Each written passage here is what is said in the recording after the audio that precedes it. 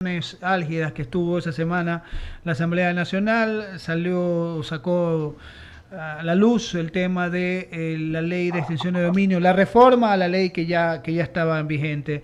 ¿Cree usted que sí se observaron aquellas particularidades o aquellas salvedades que en su momento la Corte Constitucional puso al tema del comiso anticipado de bienes mal habidos? Bienvenido. Eh, Gracias por la invitación nuevamente. Buenas tardes. Bueno, sí, yo creería que en cierta forma sí, pero más que nada me preocupa el tema de los plazos. Creo que vamos a estar un poco apretados con el tema de los plazos para poder tener una idea clara de todos los bienes que a una persona deban de extinguirse del dominio. Yo en su momento cuando salió el borrador hice esas observaciones, que si bien es cierto, pues los plazos se acortaban para tratar de darle celeridad al tema, no por mucho madrugar amanece más temprano. Y eso eso puede ser realmente un problema a la hora de investigar apropiadamente. Bien, otro de los problemas que tenía la norma era que a la persona, si habían varios bienes inmuebles, le dejaban un bien inmueble, y si era dinero en efectivo le daban creo que el 10%, algo por el estilo, es decir, casi que le daban un vuelto. Y eso me parecía absurdo, porque normalmente por mucho que se investiga no se alcanza a conocer todos los bienes ilícitos o de origen ilícito, y aún a pesar de eso dejarle un vuelto me parece absurdo. Y otra de las cosas que no estoy muy de acuerdo es el tema de el reparto del dinero una vez que se haga líquido, pues todos los bienes que han sido obtenidos como parte de la extinción de dominio, que es, entre otras cosas, el tema de la nutrición infantil, temas de deportes, cuando a la justicia le hace falta, a la UAFE le hace falta, a la policía le hace falta, justamente para combatir de mejor manera con tecnología estos delitos. Bueno, César, usted ha sacado a la luz un tema que a mí también me preocupa y sí me gustaría, por favor, que profundicemos en el asunto, porque además de el tiempo que se necesita para poder investigar y emitir, no sé, y me va a perdonar si no utilizo la palabra correcta, el informe o el dictamen previo que vinculante que permita el comiso anticipado, también me inquieta es qué autoridad es de la que lo emite. Yo pensé en su momento que iba a ser la UAFE, no sé si seguirá haciendo eso, o será un juez, y si esos bienes pasan a un comiso temporal, o sea, una especie de cuarentena hasta que haya una resolución final, o ya en el momento que haya el comiso anticipado ya puede disponerse de todas las acciones legales para poderse vender y poder sacar dinero de esos bienes y poder solo dar a las instituciones que usted señala. ¿Cómo va a funcionar esa parte? A ver, básicamente lo que va a haber una especie como de medida cautelar para evitar que los bienes desaparezcan. ¿Ok? No se va a poder hacer nada con eso hasta que haya una sentencia definitiva, pero excepto que tengamos nosotros bienes que son perecibles. Por ejemplo, parte del decomiso es una hacienda bananera, tienen banano ahí.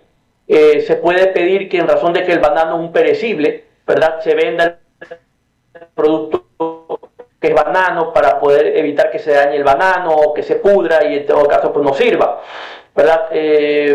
Cosas por el estilo. Cuando son asuntos materiales que se pueden dañar, se pueden vender anticipadamente justamente para evitar que se deprecien o se destruyan de tal manera que ya no valgan nada. De esa venta, Siempre se va a requerir una sentencia.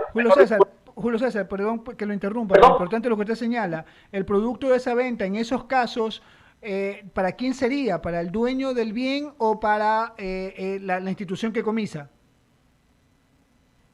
No, que los va a tener en custodia hasta que se resuelva el caso, pero por lo menos al venderlos evitó que se deprecien y ya no valgan nada. Ok. Pero no es para el dueño, porque el dueño está en una especie como de stand-by, ¿verdad? Yo cojo la hacienda y yo la tengo a mi cargo, yo vendo el producto y cojo esa plata y la tengo ahí hasta que se resuelve el tema, pero no se la voy a entregar a la persona porque sé que obviamente es producto de un ilícito. Ok, ¿y quién será la autoridad competente para decretar el comiso? La fiscalía siempre va a ser la que haga la solicitud y siempre va a ser con orden de autoridad competente. Quien va a ser el custodio es lo que vendría a ser el equivalente inmobiliario. Así va a funcionar. Ok, o sea, hasta esta instancia la UAFE no participa en nada ni determina nada. No, la UAFE no tiene nada que ver aquí, porque la UAFE lo máximo que hace son informes ejecutivos donde le dice a la fiscalía, oiga, tengo picos ingresos de una persona. Fíjese, tenía ganando $500 y de repente viene 20.000, 5.000, 70.000, 200.000, 300.000. Básicamente lo que hacen es ese tipo de inteligencia financiera, pero nada más. Aquí es la fiscalía la que va a investigar, el juez el que va a ordenar y el equivalente inmobiliario el que va a tener el custodio de esto, hasta que se resuelva. Ya, Julio César, lo interrumpí en el momento que usted me estaba contestando, por favor, para que nos ayude con el tema de los plazos, que era también su preocupación, para de ahí darle paso a Leonidas. ¿Qué plazos son, qué plazo término van a tener las autoridades para investigar todo esto y poder determinar el tema del comiso anticipado? Inicialmente la ley estaba 1 año para poder identificar los bienes y el proyecto hablaba de 3 meses, que es el equivalente a una instrucción fiscal, y se podría prolongar a 6 meses más si es que se probaba que había bienes en el extranjero, pero si muchas veces investigar en 3 meses un delito es difícil, identificar bienes en 3 meses es muy, muy difícil. Porque normalmente hay empresas tras empresas, tras empresas, tras empresas detrás, son entramados empresariales muy grandes que están protegiendo estos bienes. Entonces, en 3 meses creo que va a ser corto, por eso decía yo, no por mucho madrugar amanece más temprano, porque incluso una vez que ya pasen los 3 meses, el fiscal tiene que decidir si solicita o no el archivo, la extinción de dominio. Puede que el fiscal en 3 meses no consiga nada y va a tener que pedir el archivo. ¿Cuál es el problema? El problema es que, de acuerdo a la misma norma, si pasa 1 año después de archivado, ya no se puede desarchivar. Y ahí tiene usted un problema. Entonces creo que acortar los plazos va a beneficiar más bien a los que están cometiendo los ilícitos que al Estado, porque son plazos muy cortos. Wow, puede ser un tiro en el pie que nos estemos dando como país por tratar de sacar una norma ejecutiva, una norma rápida y todo, va a salir en contra nuestra porque muchos casos van a tener que ser archivados, porque yo concuerdo con usted, 3 meses para seguir la trama o el entramado de un caso muy grande donde hay muchísimos testaferros o donde se triangula el dinero de una forma insospechada, va a ser complicado. Le voy a dar paso a Leonidas, que tiene más preguntas para usted, Julio César. Gracias por contestar mis inquietudes.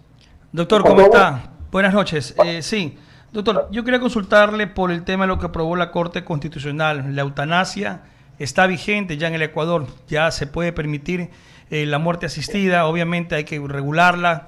¿Cuál es la opinión suya? Porque hay quienes consideran de que esto no debió haberse dado paso, porque por el derecho a la vida siempre hay muchas doctrinas que defienden el derecho a la vida, ¿no? Pero finalmente, este caso, Paola Roldán, que fue la persona que interpuso justamente esta acción, estos amparos constitucionales, y que finalmente la Corte le dio la razón para poder ser aplicada la eutanasia. ¿Qué opinión le merece a usted, doctor? Con ello dicen algunos que es como vía libre para aplicar la muerte directamente. Eso no es verdad. Eso es como en su momento se hablaba del aborto por violación. Okay. No tiene nada que ver. A ver, la muerte, aunque parezca contradictorio, es parte de la vida. De hecho, la vida termina con la muerte. El decidir en qué momento yo ya no estoy en condiciones de seguir teniendo una vida digna, porque estamos hablando de una vida digna, y cuando nosotros vemos lo que dice la jurisprudencia y la doctrina en materia constitucional respecto a la vida digna en todas partes del mundo, dicen que no es solamente estar respirando, sino tener condiciones humanas dignificantes para poder vivir plenamente. O sea, no solamente respirar, en pocas palabras, ¿verdad? Entonces, parte de la vida digna también es el poder morir con dignidad. Yo no creo que alguien que sufre dolores indecibles pueda considerarse que está teniendo una vida digna, y pretender que esté ahí hasta que simple y llanamente le llegue de forma natural la muerte es una situación, por decirlo menos, humillante. Y lo que hace la eutanasia es darle dignidad a la hora de morir a una persona que ya no puede tener una vida amplia o completa o digna, como usted lo quiera llamar. También el tema de en qué momento yo decido morir cuando una enfermedad de estas tiene mucho que ver con el libre de solo quien está sufriendo estos dolores sabe lo que es estar ahí. Quienes no lo entienden es porque nunca lo han vivido, ni en carne propia evidentemente, ni por medio de un familiar, ¿verdad? Y muchas veces son con consideraciones de naturaleza religiosa, pero es que el Estado es un Estado laico, de tal forma que aquí ninguna consideración de naturaleza religiosa puede prevalecer. Creo que la Corte hizo muy bien en reconocer que una persona, como parte de su derecho a una vida digna, tiene también derecho a una muerte digna. No es abrir la puerta a la muerte, porque la sentencia regula perfectamente bien cómo y cuáles son los casos en que se puede y qué casos no, y cuál va a ser el procedimiento para asegurarnos de que no vaya a haber aquí un foul play, como se diría en términos futbolísticos. De tal manera que yo sí saludo y aplaudo la sentencia de la Corte, porque el caso de Paola Roldán, estoy seguro, no es el único, y evidentemente no va a ser el último tampoco. Obviamente esto también le permite un poco a los médicos, ¿no? Tener cierto, digamos, que quitar responsabilidad sobre aquello que se pedía, ¿no? Más allá de la decisión que era personal, ahora al haber ya una decisión constitucional, aunque tendrá que ser regulada, pero ya se puede decir que Ecuador tiene en vigencia la eutanasia. Los tiempos podrían variar, doctor Cueva, más o menos entendemos que tiene un año plazo, parece, la Asamblea para regularla, tiene que haber un informe del Ministerio de Salud también que debe en la Defensoría del Pueblo preparar otra propuesta, 6 meses, entonces no es de carácter inmediato, habrá que esperar o se podría ya aplicar la eutanasia si quisiera Paola Roldán, por ejemplo, que ya ella fue la que solicitó este tema. Yo creo que se puede aplicar de manera directa, porque simplemente habrá que utilizar la sentencia como una especie de, la sentencia es una especie de ley, yeah, ¿verdad? Que regula esto mientras la ley no disponga lo contrario, por así decirlo. Entonces se podría aplicar directamente la sentencia, y mientras que el Ejecutivo y el Legislativo le dan forma a la ley y a los reglamentos y todo lo demás, que fue más o menos lo mismo que ocurrió con el aborto por violación, ¿verdad? Se podía aplicar la sentencia de manera directa, y así ha habido otras sentencias de la Corte Constitucional que pueden aplicarse de manera directa sin perjuicio de que después se reformen las leyes pertinentes, ¿verdad? Pero ya ahorita el primer paso está dado, que es el que ha dejado de ser punible el asistir a una persona para que muera, que es lo más importante. Doctor, y en el campo ya de la aplicación como tal de esta norma, es decir, ¿se puede aplicar a cualquier ciudadano indistintamente que sea ecuatoriano o no, simplemente estar al amparo de las leyes del Ecuador? Cualquier persona que esté en el Ecuador está amparado por las leyes, obligado por las leyes ecuatorianas, no tiene nada que ver con la nacionalidad ni con su condición de ser o no residente. Cualquier persona puede ampararse en las normas porque al entrar al Estado ecuatoriano automáticamente se somete a la legislación ecuatoriana. ¿Y cuál sería el camino, el procedimiento regular? Porque habrá muchas personas que tienen tal vez el mismo problema de Paola Roldán y obviamente para ellos se abre jurisprudencia para poder aplicar esa muerte asistida, esa eutanasia. Pero ¿cuáles son los caminos regulares jurídicos que tienen que seguir este proceso antes de que sea regulado? Bueno, lo primero es tener una enfermedad física, que esto no aplica para enfermedades mentales. Esto es una enfermedad física incurable, que además sea degenerativa, ¿verdad? Y que cause gran sufrimiento, porque puede ser degenerativa y puede ser incurable, pero no causa gran sufrimiento.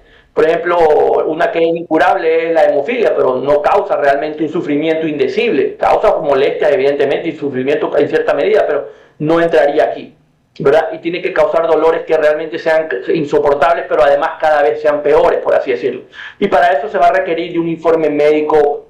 Los médicos de cabecera, después va a tener que entrar el Ministerio de Salud Pública con sus expertos también para emitir un informe que avale que en efecto esto es así, para que los médicos queden plenamente autorizados a aplicar el procedimiento.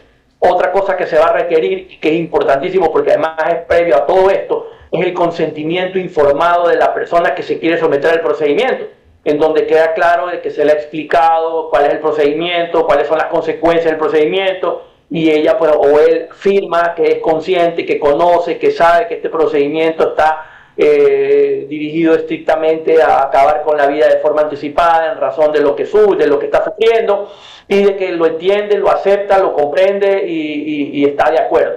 O sea, lo más importante va a ser el consentimiento informado. Y ya el resto de procedimientos que he mencionado para que tenga plena validez legal lo que procedan a hacer los médicos en la clínica. Porque también hay dos cosas. En un caso es que le den la asistencia y en el otro caso es que esta persona le retiren la asistencia. Y eso también lo regula la Corte, incluso lo define. Una cosa es simplemente suprimir un tratamiento para que poco a poco sobrevenga la muerte, y otro es simplemente provocar la muerte.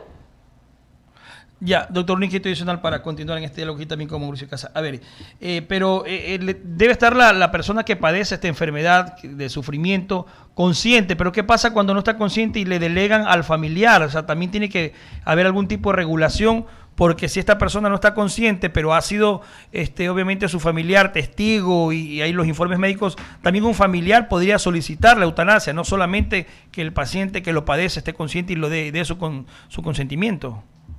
Claro, también está regulado en la sentencia el caso en que una persona no esté consciente quién es el que lo representa a fin de que tome la decisión por esa persona, ¿verdad? Obviamente en un momento dado se va a requerir probablemente de testigos. A veces hay personas que ya dejan por escrito esto. En caso de que yo ya no pueda tal cosa, autorizo a tal persona, lo dice, lo ponen muchas veces lo encuentra usted en las historias clínicas, ¿verdad? Muchas veces los pacientes también firman en el consentimiento informado que en caso de someterse a una operación, por ejemplo, y no logren, no les vaya bien, autorizan a que no se los resucite. O sea, hay muchas modalidades en las que se puede hacer esto. Pero cuando es una persona que autoriza a otro, lo puede hacer por escrito, lo puede hacer de forma oral, puede hacerlo delante de otras personas. Si no se va a lo que dice la ley, quién es quien representa a esta persona en caso de que esté inconsciente, ¿verdad? Para que tome la decisión. Ok, doctor. Mauricio Casa tiene más inquietudes. Bueno, César, para seguir con este tema, hay sectores, y uno de ellos es la Iglesia, la Conferencia Episcopal, que también evidentemente tiene... Creo que tienes apagado el micrófono, Mauricio, te escucho lejos. ¿Ahí me escucha bien? Perfecto, Julio César. Hay sectores, entre ellos la Conferencia Episcopal, que evidentemente, además del credo, sabemos que en sus filas también tienen personas que se dedican a estudiar mucho el tema jurídico y advierten, entre otros sectores, que mal hacen en haber aprobado una ley de esta naturaleza, no teniendo, por ejemplo, una ley de cuidados paliativos, que deberíamos tener según estos criterios para poder de alguna forma también compensar un poco algunas deficiencias en la instrumentalización que se puede llegar a tener con la sentencia de la Corte Constitucional. ¿Qué opina al respecto? A ver, la Corte y claramente define el hecho de que la eutanasia procede cuando ya ni siquiera los cuidados paliativos, incluso está entre las definiciones de la sentencia, que tienen un catálogo de definiciones, cuando ya ni siquiera los cuidados paliativos son suficientes para combatir el dolor que esta persona sufre, de tal manera que sí está contemplado, por lo menos para estos casos concretos, sí está contemplado.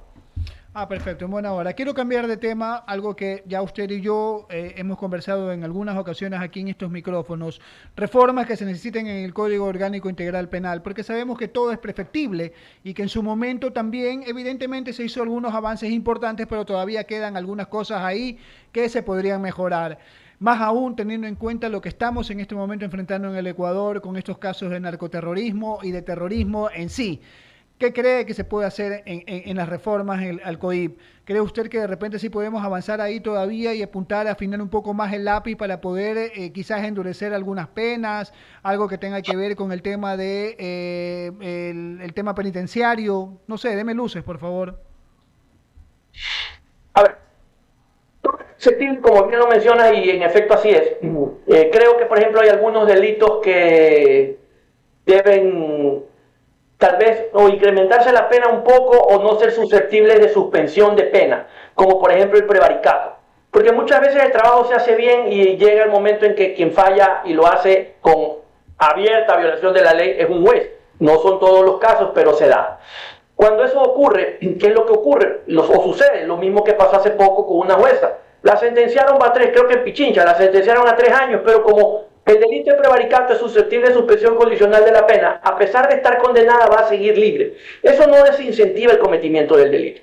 Pero si usted le pone mantiene la pena de 3 años, pero ese delito no es susceptible de suspensión de pena, a esta persona, si la hubieran condenado, hubiera tenido que ir a purgar cárcel los 3 años. Y además no solo no debe ser suspensión de pena, sino que además no debe tener beneficios penitenciarios, es decir, tiene que cumplir la pena completa. Creo que por ahí hay que trabajar en incrementar los delitos, el catálogo de delitos que no son susceptibles de suspensión de pena y además tampoco son susceptibles de beneficios penitenciarios. Y creo que hay ciertos delitos que debería incrementarse el catálogo de aquellos que pueden ser juzgados en ausencia, ¿verdad? Son muy pocos los que no pueden ser juzgados los que pueden ser juzgados en ausencia, pero desgraciadamente ahí va a requerir de una reforma constitucional porque esos delitos están tipificados, por así decirlo, mencionados o catalogados en la Constitución. Pero creo que por ahí debe ir las mejoras. ¿Por qué?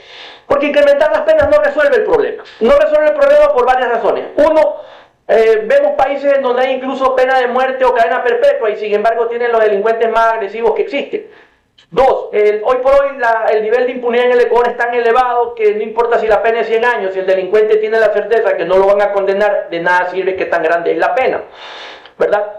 Y tres, porque muchos de estos delincuentes contumaces cuando los mandan a la cárcel realmente les hacemos un favor, porque prácticamente como que los mandamos a trabajar a la oficina central del delito. De tal manera que no es que se desincentive mucho incrementando las penas. Pero tal vez sí asegurándonos de que algunas no sean susceptibles de beneficios penitenciarios y algunos no sean susceptibles de suspensión de penas. Por ahí podríamos empezar a trabajar las reformas al procedimiento de ejecución de penas, por ejemplo, o a los procedimientos como tales. Interesante, Julio César. Leonidas tiene quizás también algunas inquietudes. Doctor, a ver, el tema para muchos no está en el tema de aumentar las penas, de incrementar 3, 4 años a los delitos, las sentencias. El tema está también en lo integral, ¿no? En el tema social vemos como el trabajo que ha estado haciendo las Fuerzas Armadas, ya hay reacciones de los derechos humanos, de un juez que dice, bueno, están violentándole los derechos a los internos, hay que reparar esto. ¿Cómo canalizar este tema por parte del gobierno? ¿Qué es lo que puede ocurrir ante situaciones como estas donde los derechos humanos demandan por tratar de controlar el Estado, las cárceles, que hemos sabido lo que ha ocurrido allí, y qué consecuencias podría tener para el resto de la sociedad en cuanto a lo que están planteando y que se están violentando los derechos de los internos por parte de las Fuerzas Armadas? Bueno, esto se lo advirtió desde el primer día, que empezaron a salir los videos de cómo ellos educaban a las personas que detenían o educaban a los PPL. Entonces, por andar de tiktokeros las Fuerzas Armadas, estas son las consecuencias. Cuando usted entra en un estado de guerra interna, el tema de los derechos humanos se refuerza más aún, porque estamos hablando de entrar en combate, incluso con otro tipo de armamento. Entonces hay que tener muchísimo más cuidado. Las reglas que protegen los derechos humanos son mucho más contundentes, son mucho más aplicables y son mucho más claras. No es aceptable que bajo ningún estado se le suprima a alguien el alimento, se le suprima a alguien el agua, se le suprima a alguien las medicinas. De hecho, nuestras normas son muy específicas y son copiadas de otras partes, no es que son inventadas aquí por si acaso. Si se prueba que alguien ha sido torturado a través de un habeas corpus, puede recuperar la libertad. Esa es la gravedad de lo que está pasando. Esa es la gravedad de lo que está pasando.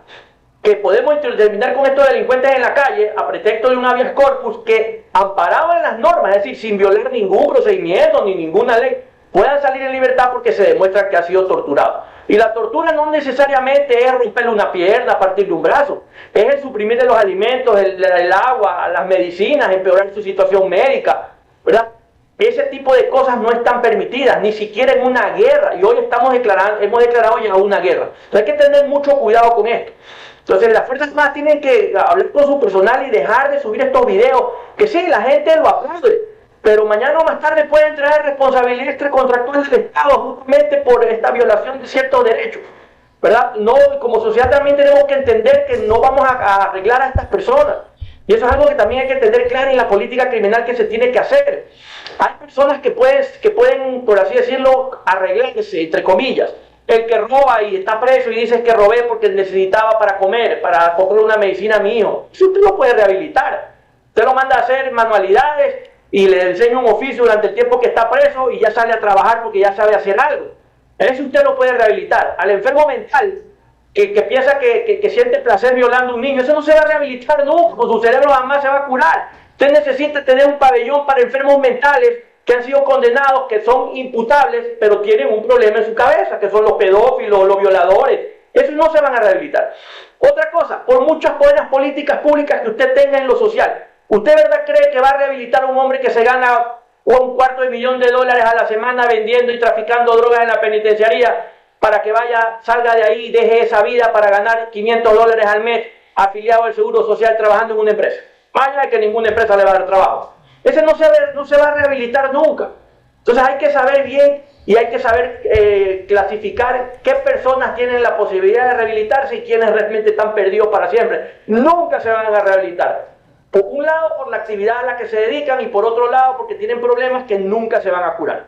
Ahí está el trabajo justamente de las autoridades que hay que aplicar, mi querido doctor Julio César Cueva. Agradecerle realmente, muy claro, muy didáctico también su explicación en estos temas tan neurálgicos que se están viviendo en el país. Gracias, doctor, y que tenga usted una buena noche. Gracias a ustedes, cuídense. Un placer Gracias, verlos. Julio César, un abrazo. Gracias, doctor. Buenas noches. 18:49 aquí en Diálogo de la Tarde.